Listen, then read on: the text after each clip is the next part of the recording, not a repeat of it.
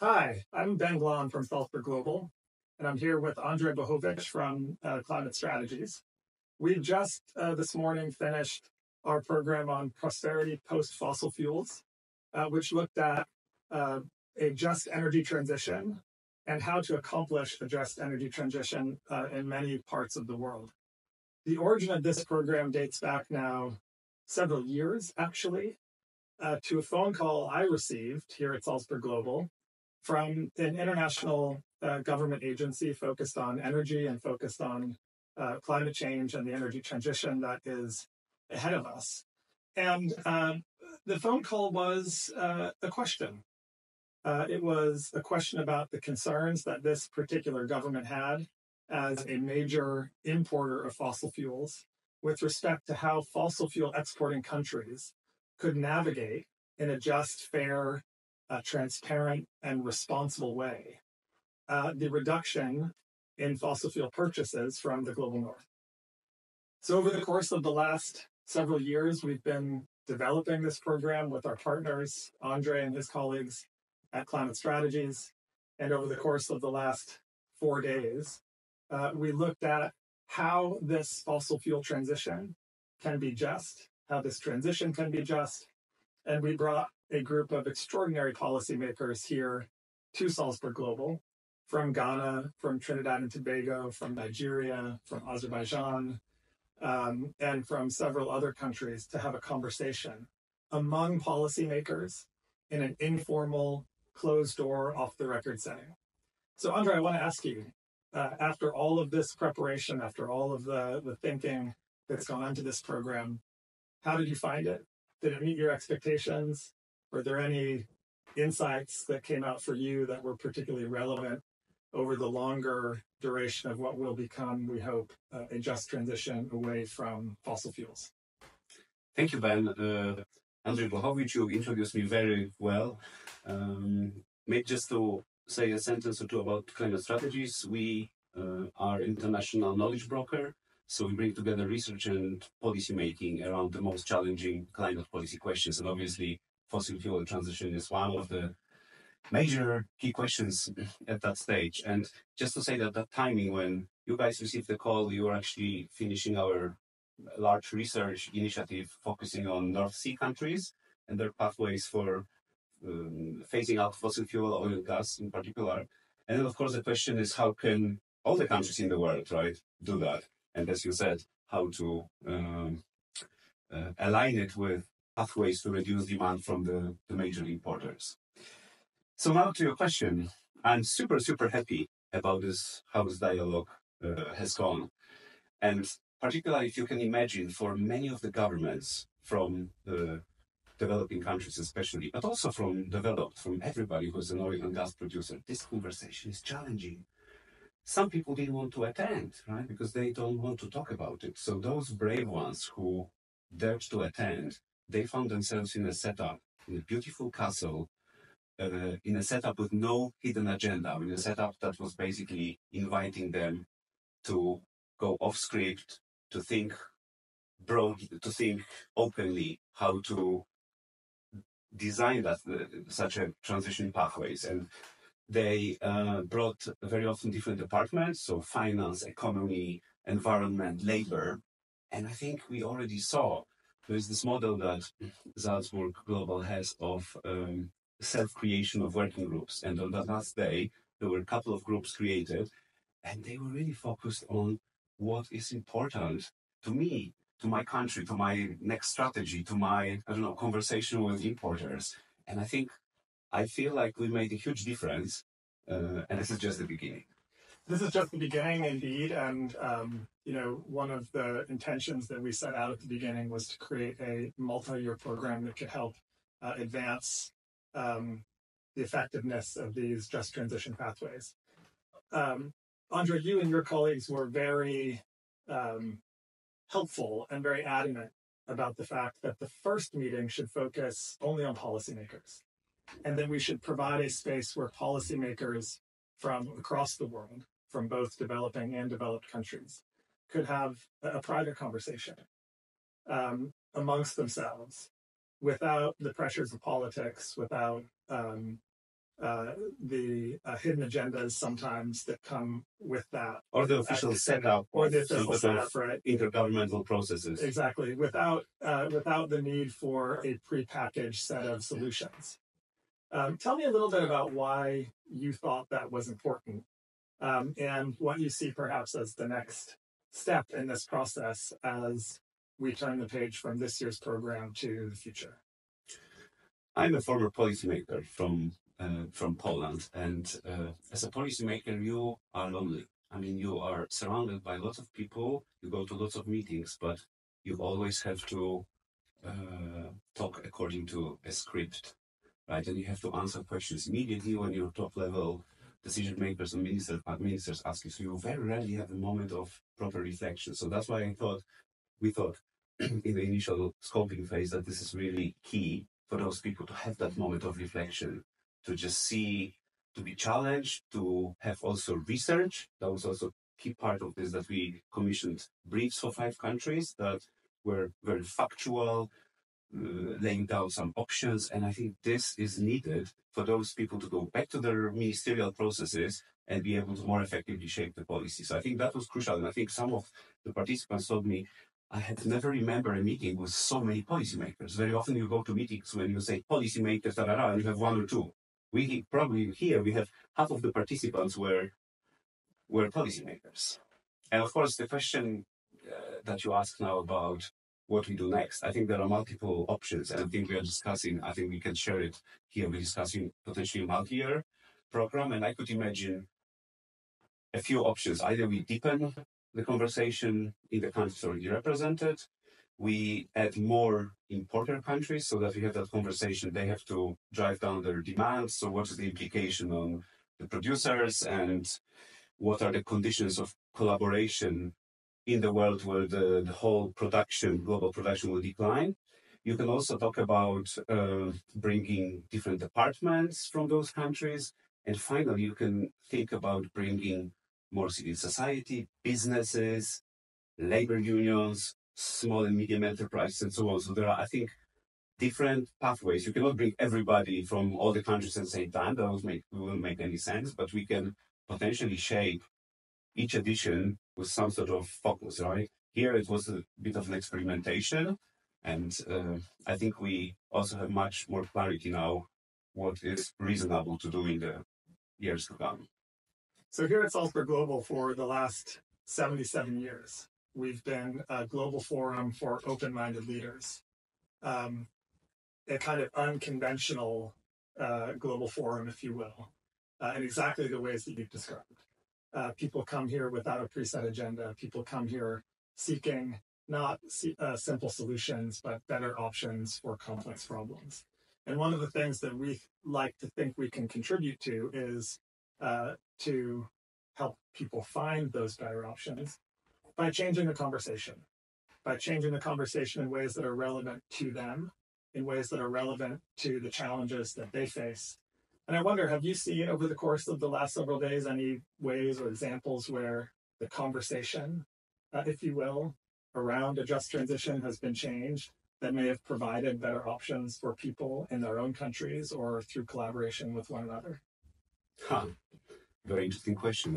And actually, there were examples. I cannot name them because that's also part of the setup, which is that we shouldn't be revealing to the external world what happened. But a couple of countries, actually what happened, they established informal collaboration already between, let's say, 2 finance ministries from 2 countries who are in a similar position. So that's one thing. There were also some discussions between one of the biggest countries in the world, I don't want to again reveal who, and one of the big oil and gas producers who may think of potentially entering some partnership with some other donors, maybe in a year or two perspective. So some of those conversations happened. And also, this is because those people, even across departments, you wouldn't believe, from the same country, they never appear together.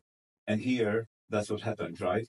So I'm not saying this will be, some sort of new legislation tomorrow, but I think countries established where exactly they can benefit from each other, and it's very difficult to find those commonalities through formal stuff. So I think probably I saw 3 or 4 cases or somebody saying, yeah, I'm just finalizing a strategy and this will be more helpful to add fewer options. Well, so you were a policymaker, Andrzej, so you know how those formal spaces can be actually prohibitive to creative thinking and to the formation of new kinds of collaborations. And you touched on the informality of this place, if you will, the informality of Salzburg Global, the open-mindedness that we try to bring to these conversations. You touched on the fact that in our home here in Schloss Leopoldskron, a beautiful palace on the outskirts of Salzburg, Austria, that people have the opportunity to sit down with one another over a coffee or a drink or a beer in our Bierstube. How important do you think that is to the outcomes of a program like this? I mean, on the one hand, it can sound, somewhat funny or extravagant, right? Extravagant. That a very serious set of issues, a very serious set of challenges, also requires a sense of informality, a quality of informality, and the capacity for people to connect with one another, not as representatives of governments, but as individual people who have a core belief and a keen sense of personal responsibility to do something about these challenges.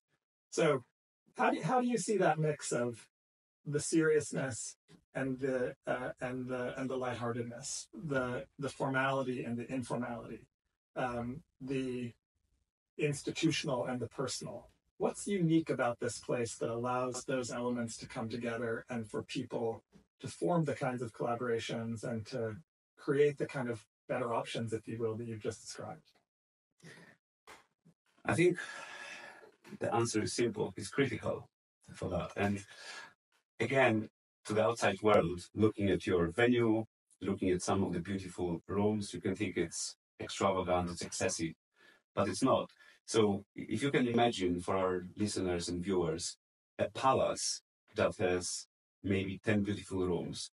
So we all meet in one room and then 2 or 3 people want to have a conversation. They go to a beautiful library, have coffee and do something together, talk. And I think very many deals that are done in real life are happening in informal setups.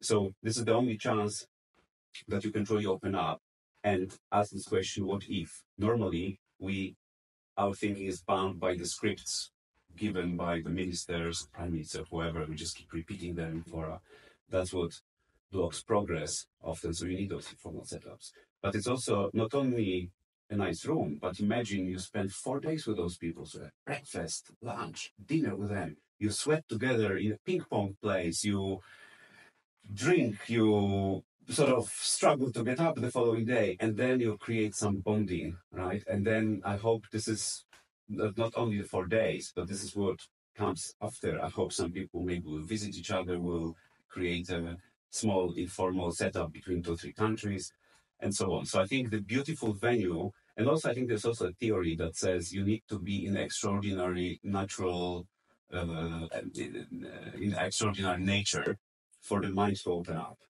And this is not possible in a hotel room in the middle of big city.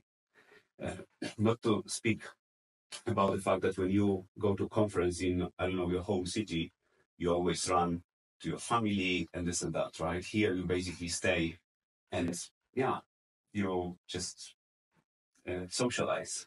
And I think so that socializing, you come to new solutions.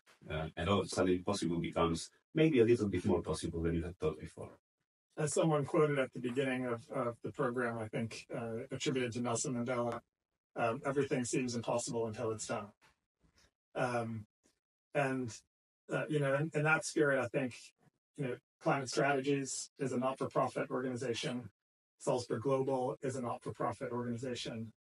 And in order to run these kinds of programs, in order to get things done, we need partners.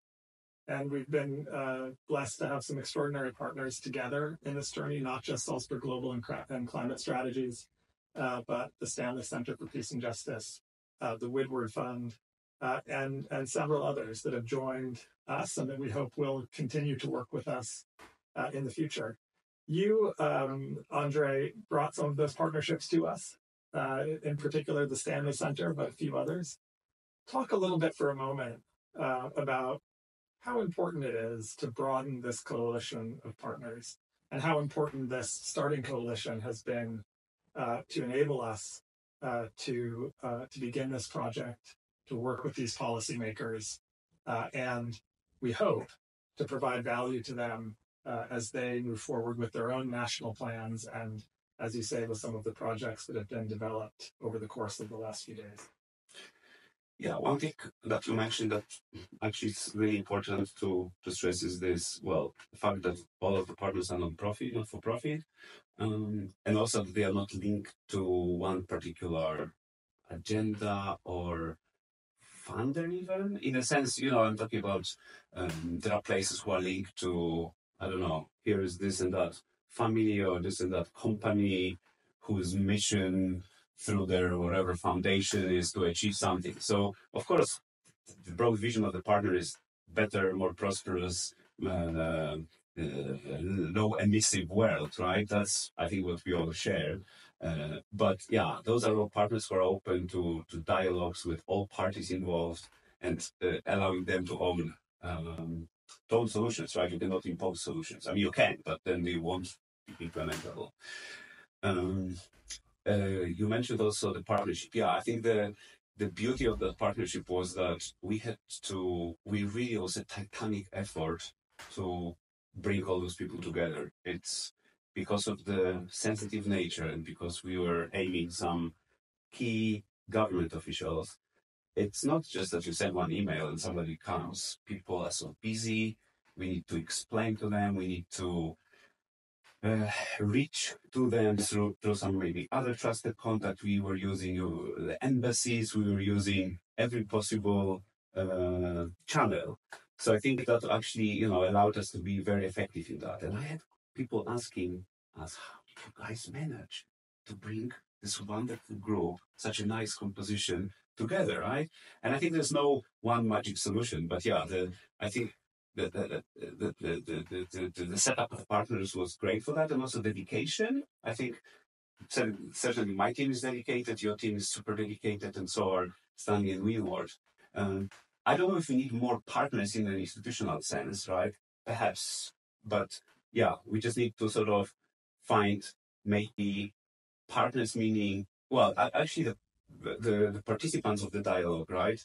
You call them fellows, right? And I understand this is also the beauty of spaces like Salzburg, that you guys can use those fellows as sort of the propagators, right? Or we can invite maybe more people through the personal connections of participants. And I think the participants are super happy. They offered unsolicited feedback in many conversations, especially at last night's dinner, saying that this is so wonderful and thank you so much and this is really helpful.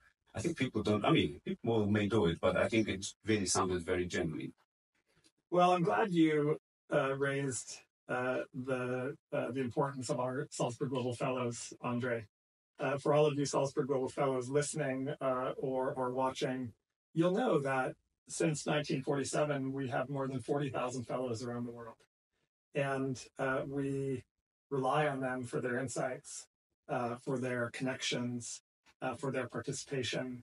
And one of the ways that we're able to find people, whether it's in Ghana or Azerbaijan or Trinidad and Tobago or Kenya or Nigeria, is through our extraordinary network of fellows in more than 180 countries around the world who are willing to make recommendations to us, who are willing to open their Rolodex, if you will, and recommend people to us, but also to encourage people to attend our programs and to become themselves Salzburg Global Fellows. And that's really an extraordinary part of this institution, perhaps the most extraordinary part of it. So I appreciate your raising it. Now that you are a Salzburg Global Fellow, Andrzej, what does that mean to you? I have to discover it yet, but I'm actually also a member of a few other leadership networks. And I mean, my life has been about networks and utilizing the power of thinking of people from different disciplines, from different countries, but maybe aligned around a common goal, which is, I think, in your case, to change the world for the better. I don't know, that's my interpretation. So yeah, I think it's access to unique set of skills, but it's also, I think, as we mentioned a minute or two ago, the ability to perhaps find new connections or new people. I think the network like this is your first sort of port of call to go and ask. So yeah, I'm excited to discover that. Well, we now share a few things in common, Andre. We share, of course, our experience in this program together. We now share a common fellowship that we're both Salzburg Global Fellows. We also share a love of collecting lapel pins, which I didn't know until you arrived. You have your climate strategies lapel pin on today. I have a lapel pin here, which is the logo of an LGBTIQ resource center founded by a Salzburg Global Fellow in Memphis, Tennessee. And we exchanged lapel pins during the course of the last few days. So next time I'll have my climate strategies lapel pin on, and I hope next time you'll have your Salzburg Global lapel pin on. But Andre, I want to thank you so much for your partnership, for the really extraordinary work of your team, and for everything that you've brought to this network, to this program. And I feel confident that this is just the beginning. And we look forward to being back together with you here in Salzburg next year, and hopefully other places in between. Thank you very much. It was a true pleasure. Thank you so much, Ben.